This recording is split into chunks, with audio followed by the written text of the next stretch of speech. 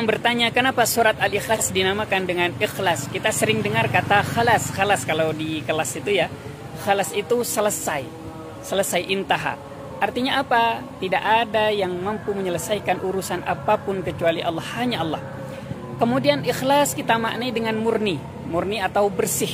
Kenapa disebut murni dengan atau bersih? Akhlasaha li nafsihi. Ini pendapat yang pertama. Akhlasaha li nafsihi. Laisa fiha illa kalam anillah. Disebut surat Al-Ikhlas karena di dalam surat Al-Ikhlas itu hanya berbicara tentang Allah sendiri, tidak ada yang lain. Kemudian yang kedua, kenapa? Karena di dalam surat Al-Ikhlas li'annaha tukhlis qari'aha anisyirk. Orang yang membaca surat Al-Ikhlas ini atau yang mengamalkan surat Al-Ikhlas ini akan terbebas dari kesyirikan atau akan selamat orang yang memahami surat ini dari kesyirikan. Wallahu a'lam. Wallahu ahad. Allahus samad. Kenapa ahad nakirah? Umum. Sedangkan as-samad ma'rifah. Maka ahad indal Fadil Syamra'i ikhbarun lil mukhatibin. Memberikan informasi, memberikan kabar kepada orang-orang Quraisy. Karena yang pertama, mereka mengingkari keesaan Tuhan. Keesaan Allah, dan mereka yajhalun, mereka tidak mau tahu atau bodoh, tidak tahu terhadap Allah, dan ini sebagai informasi ikhbar lil mukhatibin. Sedangkan as-samad kulluhum ya'lamuna hadha syai', mereka sudah tahu bahwa Allah as-samad, Allah al-kafi, tempat segala sesuatu yang mereka butuhkan, dan kulluhum yahtajuna ilaihi wa yarji'una ilaihi, mereka akan kembali kepada Allah. Mereka tidak ada lain yang diminta, tempat meminta kecuali pada Allah. Maka butuhnya mereka terhadap Tuhan, terhadap Allah dalam memberikan segala sesuatu kecukupan, disinilah menggunakan al-ma'rifah. Maka tidak ada lain tempat kita meminta, tempat kita berlindung, tempat apapun kecuali kepada Allah Subhanahu wa taala As-Samad. Perbedaan antara zakat, sedekah sama infak. Kita yang pertama lihat secara lughah, secara bahasa. Arti dari zakat itu banyak sekali. Di antaranya adalah an-nama, berkembang, ziyadah, bertambah. Ada taharah. Kenapa disebut taharah? Bersih atau bersuci atau membersihkan. Li'annaha tutahhiru mukhrijaha minal atham. Karena orang yang bersedekah itu adalah orang yang membersihkan dirinya dari dosa-dosa, atau orang yang mengeluarkan zakat akan dibersihkan oleh Allah dosa-dosanya. Maka itu kemudian disebut dengan zakat. Tayyib, yang kedua, sedekah. Kenapa sedekah disebut sedekah? Ini berasal dari sadaqah, jujur atau benar. Kenapa disebut jujur atau benar?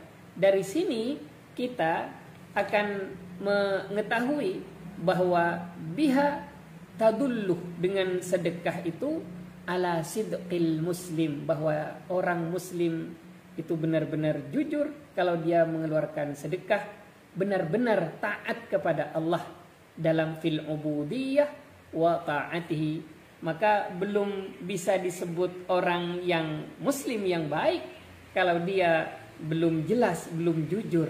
Bukti di antara kejujurannya adalah dengan sedekah, karena sedekah memang sulit untuk dikeluarkan kecuali bagi orang-orang yang percaya sama Allah. Yang ketiga, secara lughah adalah infak. Apa infak itu? Ada yang mengatakan dari nun faqab, keluar. Maka nafaqah ada masih berkaitan dengan nifaq dan munafiq, tetapi di sini kaitannya adalah anfaqah, nafaqah, yaitu as-sarfu, sarful mal, mengeluarkan harta, atau ikhrajul mal, mengeluarkan harta. Kaitannya dengan nifaq apa? Ada yang menyebutnya keluar dari ajaran Islam. Orang yang tidak nafkah, itu secara bahasa. Yang kedua, kita kaji perbedaan antara ketiganya. Kalau zakat dikeluar harta, sebagian harta yang wajib dikeluarkan, maka hukumnya adalah wajib.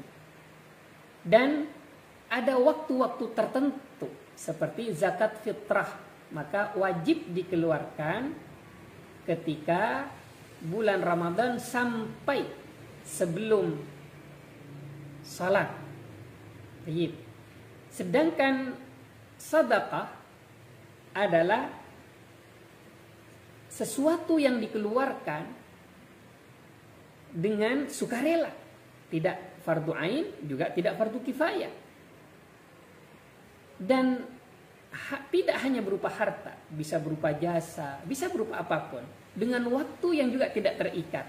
Senyum sedekah, membahagiakan orang sedekah, dan memberikan harta yang kita punya itu juga sedekah. Semuanya bisa dikategorikan sedekah, maka sukarela. Sedangkan infak ini fardu kifayah. Apa infak?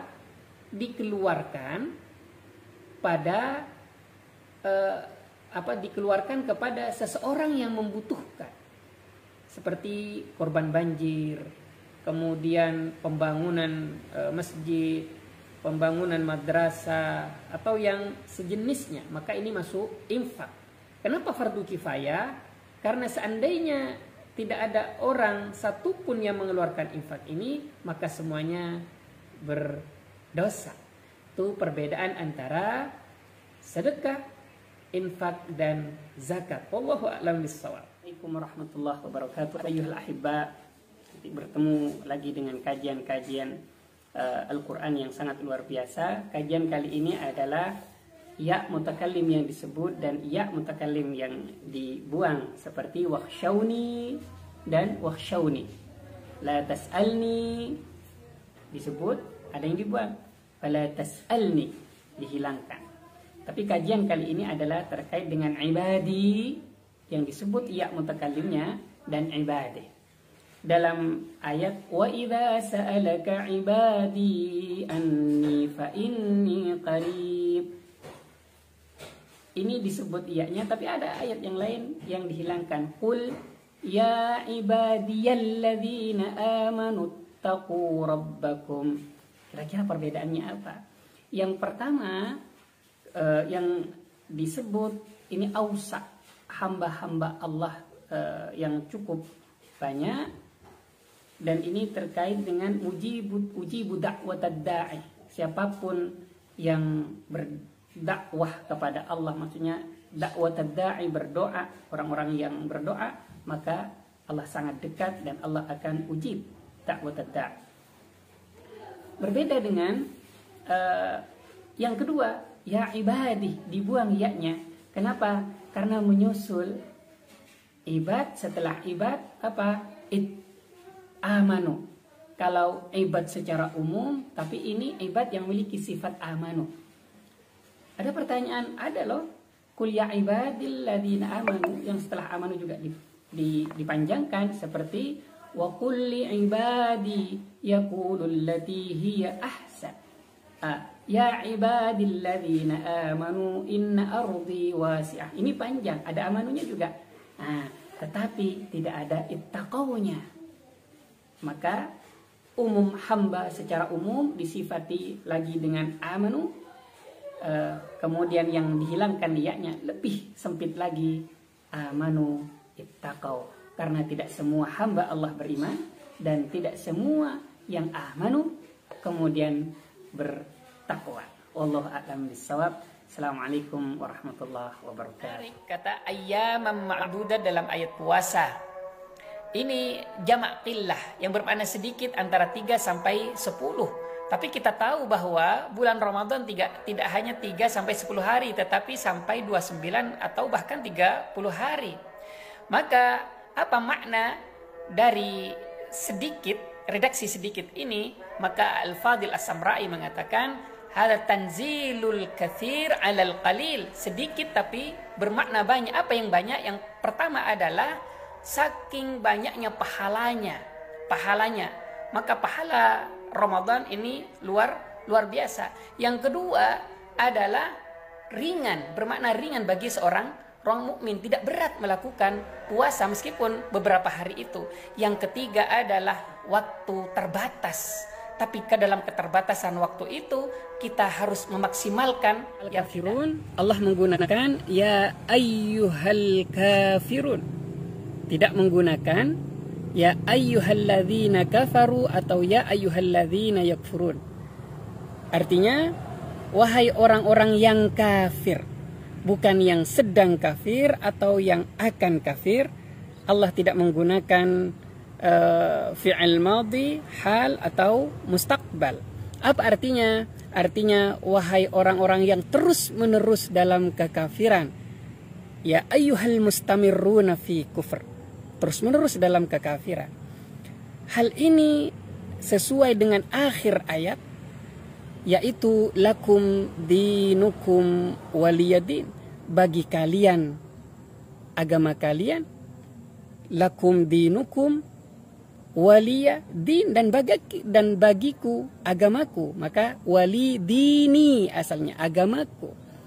Apa artinya? Bahwa sudah diberikan kemerdekaan dalam kekafirannya, dan kita juga dalam manhaj kita, dalam agama kita juga diberikan kemerdekaan. Maka mereka terus menerus dalam kekafirannya, al-kafirun, maka kita juga dalam keimanan. Maka kemerdekaan ini, jikalau mereka tidak berbuat al-harb atau peperangan. Wallahu a'lam bis-shawab. Bertanya, mal farqu bainal qira'ah wa tilawah wa tartil? Apa perbedaan antara qira'ah, tilawah dan tartil? Maka jawabannya menurut Fadil As-Samra'i, al-qira'ah adalah membaca satu huruf atau satu kata sudah dianggap dengan qira'ah. Seperti nun, kaf, ha, ya, yasin, atau alhamdulillah, itu qira'ah. Sedangkan tilawah harus lebih dari 2 kata. Maka tala yatlu, mengikuti, ada kata yang dibaca setelahnya. Alhamdulillahi rabbil alamin, itu tilawah. Bagaimana dengan tartil? Tartil adalah memberikan hak pada huruf-hurufnya, dibaca dengan jelas, dibaca dengan baik, dibaca dengan lembut atau dengan baik, ya, sesuai dengan tajwid. Maka itu disebut dengan tartil. Warattilil Qur'ana tartila. Sedangkan menurut Dr. Ali Jum'ah adalah kalau qiraa'ah membaca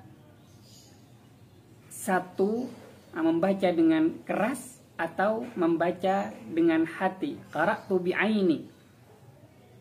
Sedangkan tilawah menurut beliau hanya dengan keras, dengan saut, irtifa' as-saut, mengeraskan suara. Bagaimana dengan tartil? Sama, kalau tartil adalah memberikan hak kepada bacaannya atau dengan membacanya dengan tajwid. Wallahu a'lam bis-shawab.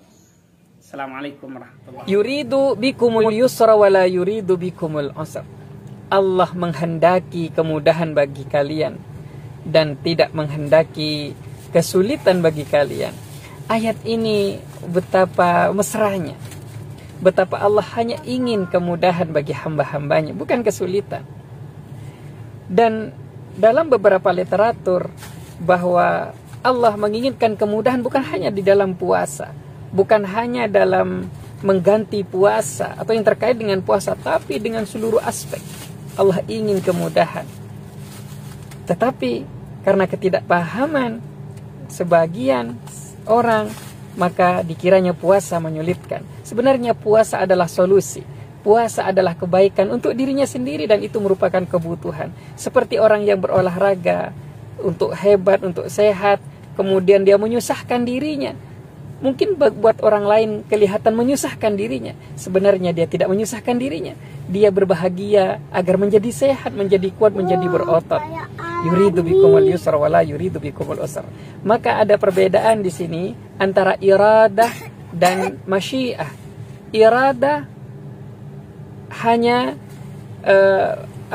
Allah menginginkan kebaikan, tapi manusia kadang tidak memahami ini. Tapi kalau masyiah, di situ ada wujud yang sesuatu bisa terjadi, atau Allah sedikit paksakan meskipun itu malam yasha' lam yakun.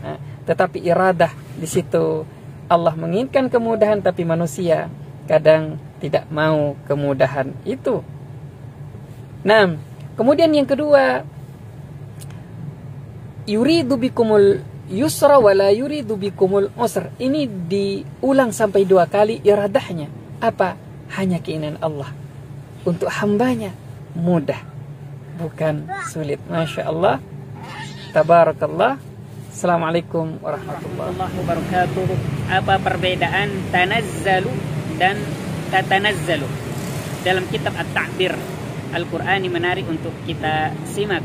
Yang pertama, tanazzalu alaihimul malaikatu warruhu fiha biizni rabbihim min kulli amrin salam. Ini menggunakan kata tanazzalu, bukan tatanazzal. Sedangkan ayat yang lain, innal ladzina qalu rabbunallahu tsumma istaqamu tatanazzalu alaihimul malaikatu alla takhafu wa la tahzanu wa abshiru bil jannah. Menariknya ayuhal ahibba, yang pertama tanazzal, yang kedua tatanazzal. Maka di sini ada al-aqal, taknya dikurangi yang dalam surat Al-Qadr, sedangkan yang dalam surat Fasalat itu tidak dikurangi, tetap menggunakan tatanazzal. Kenapa? Yang pertama karena malaikat, tanazzal karena malaikat turun hanya 1 tahun sekali, atau kemudian dikenal dengan malam Lailatul Qadar pada bulan puasa. Sedangkan tatanazzal adalah setiap hari, setiap detik malaikat akan turun untuk memberikan kabar gembira, wala takhafu wala tahzanu wa abshiru bil jannah, kepada orang-orang yang mustaqim, yang istiqamah, dan kepada orang-orang mukmin yang meninggal diberikan kabar oleh malaikat tentang surga. Itu perbedaan antara tanazzal dan tatanazzal. Satunya taknya dikurangi, sedangkan tak yang kedua tetap. Wallahu a'lam bishawab. Assalamualaikum warahmatullahi wabarakatuh. Ayyuhal ahibba, ada peristiwa yang sama, mimpi, tapi menggunakan redaksi yang berbeda. Ini kedetailan bahasa Al-Quran. Peristiwa Nabi Yusuf alaihissalam ketika menyampaikan mimpinya kepada abahnya. Apa kata beliau? Ya abati, inni ra'aitu ahada asyara kaukaba. Ini ra'aitu menggunakan fi'il madhi lampau. Sedangkan dalam ayat yang lain Nabi Ibrahim alaihissalam menggunakan redaksi ya bunayya inni ara fil manami. Inni ara fil manam, sesungguhnya aku bermimpi, sama, tapi ini menggunakan fi'il mudhari, fi'il madhi, dan ini fi'il mudhari. Kenapa? Beberapa linguis mengatakan, mufassir mengatakan bahwa mimpinya Nabi Yusuf hanya sekali, ru'yah wahidah, marrah, hanya sekali. Sedangkan mimpinya Nabi Ibrahim takarrarat, berkali-kali, tidak hanya sekali. Maka ini menggunakan fi'il mudhari yang berfungsi istimrar al-hadas. Demikian, wallahu a'lam bishawab. Assalamualaikum warahmatullahi wabarakatuh. Rahmanirrahim. Ada yang bertanya, apa perbedaan salat dan salawat? Saya jawab, keduanya tidak berbeda, sama. Maka ada tebak-tebakan sholat apa yang sah tidak menggunakan wudhu. Maka jawabannya adalah sholat kepada Nabi. Loh, kok menggunakan sholat, kok tidak sholawat? Tayyib. Perbedaannya di sini. Sholat itu mufrad, tunggal, sedangkan sholawat itu jamak, plural. Maka antara salat dan sholawat itu sama.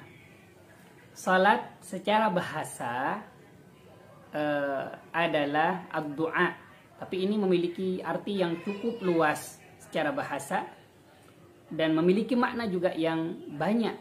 Yang pertama bermakna ad-du'a, ad-du'a.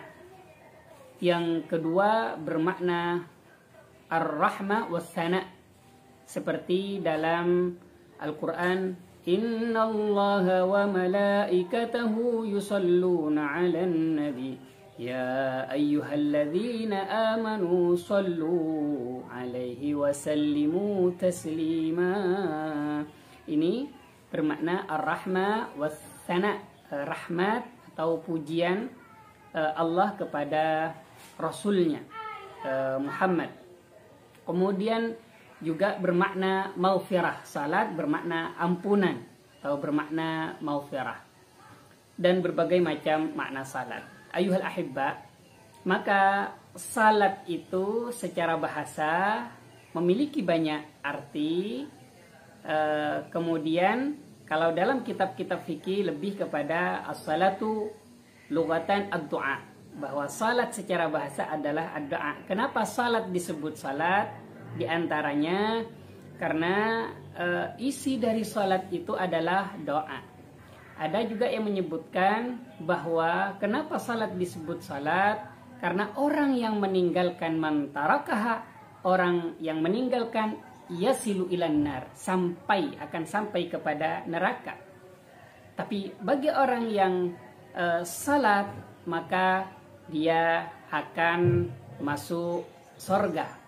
Itu kenapa salat kemudian disebut salat secara bahasa. Tayyib.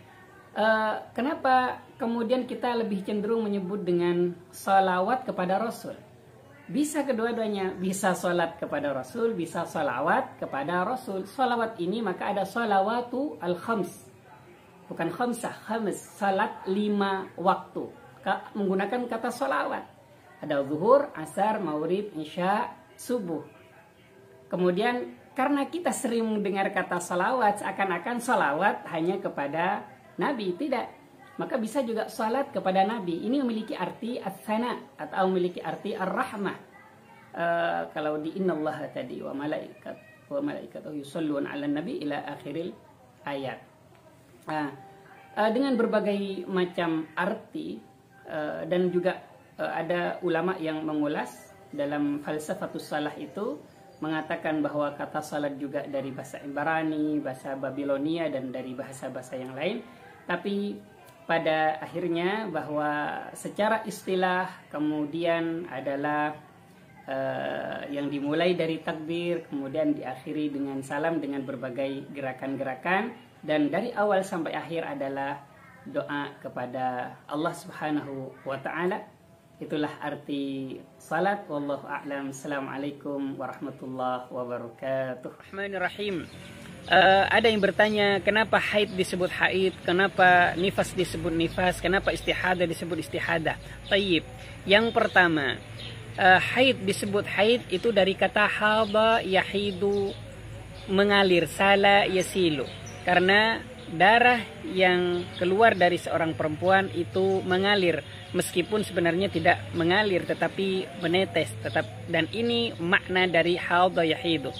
Kemudian kenapa disebut istihadah? Istihadah itu talabut tahayyuh.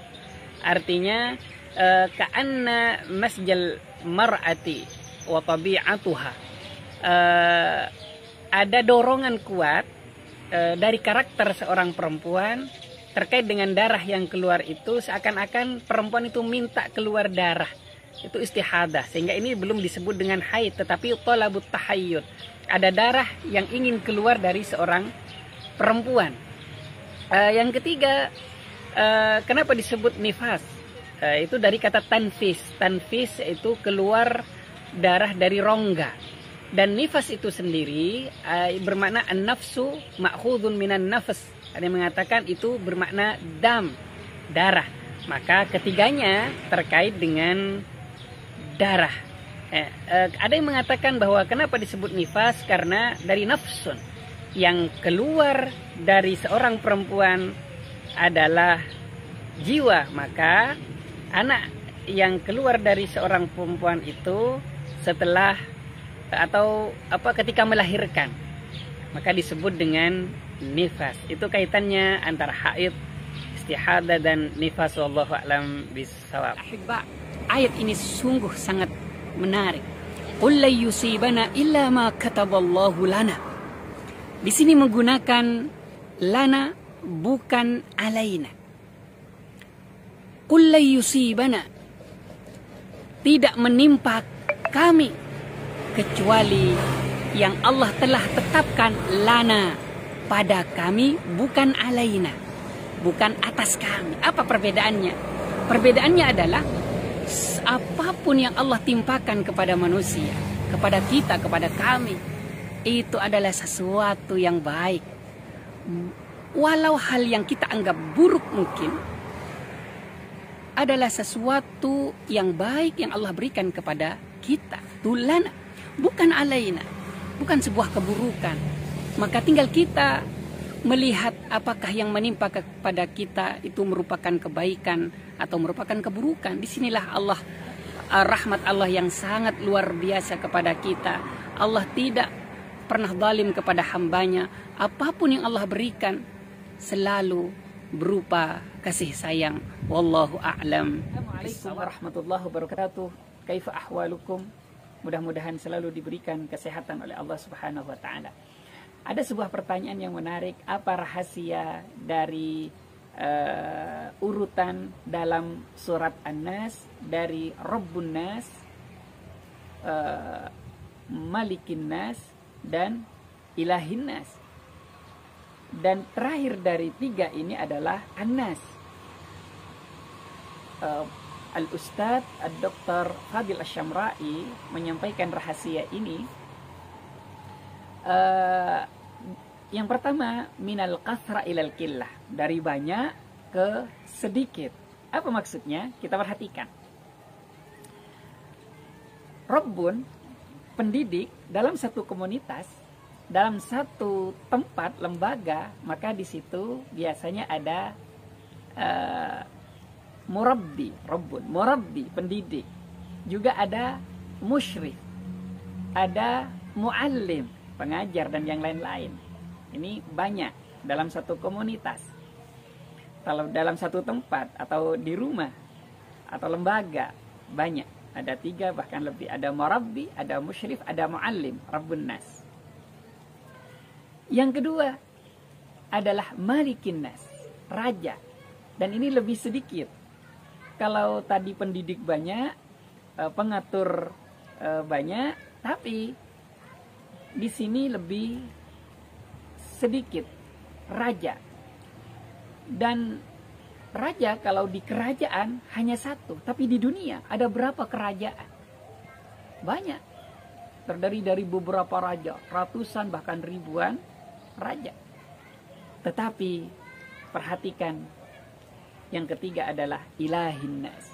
Hanya di muka bumi ada yang mengaku, tapi itu juga jarang. Tapi di seluruh jagat ini itu hanya satu, Ilahin Nas. Itu urutan minal kasra ilal qillah, atau dibalik menurut beliau minal qillah ilal kasra. Bagaimana minal qillah, dari sedikit ke banyak? Maka kita lihat An-Nas bisa sedikit, bisa banyak. Meskipun An-Nas itu banyak, tetapi tinggal lihat berapa manusia. Mungkin ada 3-4 manusia, orang. Komunitasnya bisa lebih sedikit. Ada komunitasnya yang banyak, tetapi disebut An-Nas. An-nas, manusia. Maka ada Rabbun Nas, maka dia mungkin hanya beberapa komunitas orang dengan satu murabbi, musyrik. Kemudian Malik bisa menguasai di atasnya beberapa manusia yang banyak. Kemudian Ilahin Nas dengan banyak manusia dengan satu ilah. Itu minal qillah ilal kathrah. Atau menurut beliau, dalam pengaduan kita memohon, a'udzu, kami berlindung birabbin nas. Biasanya kalau kita punya masalah, biasanya apa yang kita lakukan? Maka pertama kali biasanya kepada orang yang dekat dengan kita. Maksudnya dekat dengan kita adalah mungkin guru atau ibu atau bapak atau siapa, orang yang sering berinteraksi dengan kita, atau muallim atau mudarrib. Kemudian tidak selesai di muallim, mudabbir, kita mengajukan kepada, memohon kepada yang di atasnya, yang punya kekuasaan untuk menyelesaikan itu. Tapi kadang manusia kalau sudah tidak bisa kedua-duanya, baru kepada Ilahin Nas, kepada Allah Subhanahu wa ta'ala. Ini at-tartib atau sirrut tartib fi suratin Nas menurut Syekh Al-Fadil As-Samra'i. Wallahu a'lam bishawab. Assalamualaikum warahmatullahi wabarakatuh. Assalamualaikum warahmatullahi wabarakatuh. Ayyuhal ahibba, dalam Al-Quran Allah membandingkan atau menyamakan hati dengan batu. Summa qasat qulubukum min ba'di dzalika fahiya kal hijarah. Summa qasat, kemudian ishtaddat, ghalatat, mengeras hati mereka, hati kalian. Qulubukum, hati kalian. Min ba'di dzalika, setelah itu, fahiya kal hijarah, seperti batu. Allah membandingkan hati itu, hati kalian, hati itu seperti batu. Kenapa dibandingkan dengan batu? Tidak dibandingkan dengan besi, al-hadid? Karena bila hati mengeras, dia sudah sangat sulit untuk dilembutkan. Ada hati yang memang sudah tidak bisa menerima apapun. Sedangkan besi sekuat besi itu ketika dipanaskan masih bisa udhib, masih bisa cair, atau bisa sesuai dengan cetakannya. Ketika dipanaskan bisa jadi pedang, bisa jadi pisau, bisa jadi apapun. Itu besi. Tapi kalau batu, kal hijarah, bila dia ingin dibentuk, kadang pecah. Ketika sudah pecah, dia tidak bisa apapun. Tapi kalau besi masih bisa dikumpulkan, kemudian dibentuk kembali, dipanaskan kembali. Ayolah ahibba, lagi ketika hati sudah mengeras, summa qasat qulubukum, hati mengeras, maka mau'izah apapun tidak mampu melunakkan. Dia mimba di dzalika tadi, di antaranya adalah ketika melihat kenikmatan, merasakan kenikmatan Allah, hati tetap membangkang, tidak lembut. Ketika melihat mau'izah atau mendengar mau'izah hasanah, hati tetap tidak diberikan kelembutan oleh Allah. Sedangkan batu, fahiya kal hijarah au asyaddu qaswah, atau bahkan lebih keras dari batu. Orang yang hatinya yang keras, au asyaddu qaswah. Sedangkan batu apa? Wa inna minal hijarati lama yakhruju minhul anhar. Dari batu yang keras itu pun kadang masih mengalir atau terdapat minhu al-anhar, sungai-sungai, atau yashaqqaqu minhul ma, masih memuncahkan, membuat pecahan-pecahan dari batu itu keluar air. Sedangkan hati, fahiya kal hijar au asyaddu, kadang lebih dahsyat daripada batu itu. Atau bahkan dalam ayat selanjutnya, lama yahbitu, tunduk, kadang batu tunduk kepada Allah, min khasyatillah, saking takutnya kepada Allah. Ini ditujukan kepada Bani Israel dan juga orang-orang Yahudi. Summa qasat qulubukum. Mudah-mudahan hati kita selalu dilembutkan oleh Allah ketika melihat kenikmatan, ketika melihat kebahagiaan, kita bersyukur dan hati semakin dekat. Kita semakin dekat kepada Allah dan dijauhkan dari summa qasat qulubukum min ba'di dzalika fahiya kal hijarah aw ashaddu qaswa. Wallahu a'lam bissawab. Assalamualaikum warahmatullahi wabarakatuh. Assalamualaikum warahmatullahi wabarakatuh. Menarik kalau kita mencoba untuk menghubung-hubungkan dari satu huruf ke huruf yang lain yang memiliki kesamaan, atau dalam bahasa kita mungkin juga disebut dengan mushtaq, yaitu derivasi bahasa. Kenapa kemudian jin disebut jin? Karena jin itu tidak tampak, tidak tampak. Satara atau mastur, ya, tidak terlihat, samar. Maka kemudian jin disebut jin. Beda dengan bashar. Bashar itu kulit, tampak. Maka kalau ada orang yang tidak tampak, maka ada masalah. Tetapi jin, kalau tampak, maka jin ini ada masalah. Karena memang jin pada dasarnya namanya adalah sesuatu yang tidak tampak, mastur. Nah, la yunzar bin nazar, ya, bil ain. Kemudian kenapa jannah disebut jannah, sorga? Sorga disebut jannah. Maka jannah dalam mu'jam lisanul Arab itu adalah bustanun azim, kebun yang cukup besar. Karena ditutupi oleh apa? Ditutupi oleh pohon-pohon yang rindang, yang penuh. Maka secara bahasa jannah itu adalah kebun yang sangat besar karena di dalamnya dipenuhi dengan pepohonan-pepohonan yang menutupi, yang tertutup sehingga orang tidak bisa melihat seperti di lapangan, sehingga tertutup dengan beberapa pohon. Maka kemudian disebut dengan jannah. Sama dengan jin. Ada juga janin. Kenapa disebut dengan janin? Karena sama, tidak bisa terlihat oleh mata. Maka huruf jin, nun itu memiliki satu arti. Junna ada yang bermakna perisai, atau juga satr, tutup. Ghita'ir ra'si, kalau untuk perempuan adalah penutup kepala. Tabir itu junna. Ada janin, ada jin, ada majnun. Jannah, majnun. Majnun kenapa disebut majnun?